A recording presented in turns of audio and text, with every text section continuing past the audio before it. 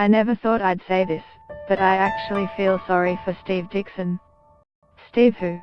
In case you forgot, and you probably did, he was the LNP state MP whom Hanson lured into jumping ship in January and becoming the One Nation leader in Queensland, being leader of a party of one in an 89-seat state parliament. Hardly sounds like Mr. Dickson is scaling the political heights, but to each their own. The big question is, how long will he remain leader? Share on Facebook, share on Twitter, tweet link as the leader of a party of one. Steve Dickson cuts a lonely figure in Parliament.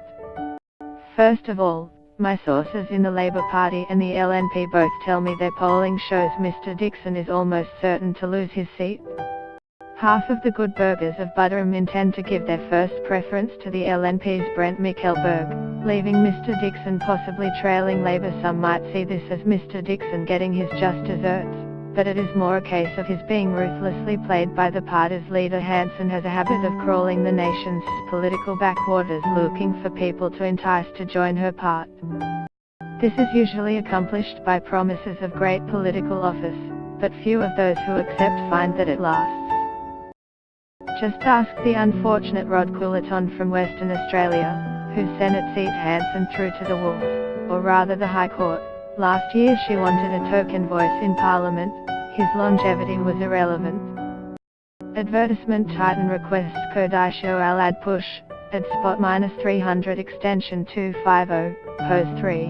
Mr. Dickson's leadership problems don't end if he manages to get re-elected, though.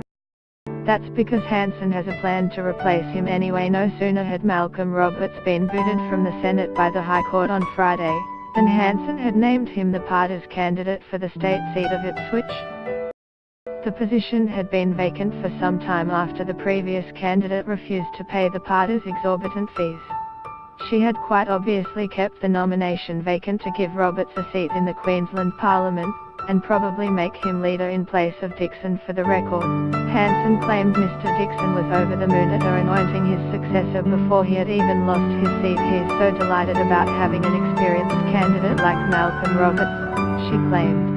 In fact, he was so delighted he was left speechless, because Mr. Dickson didn't have a word to say himself.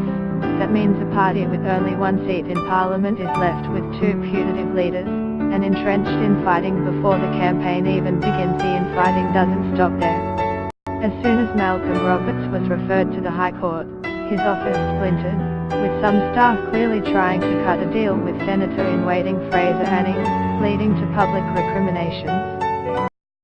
Meanwhile, another staffer, ironically a dual national, is understood to have resigned in disgust and quietly returned to the United States.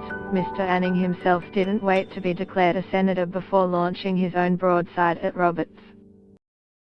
While Roberts rabidly decried climate change as a conspiracy or hoax, Anning had previously been involved in flogging solar hot water systems with dire warnings about climate change. Once again, the One Nation party is at war with itself.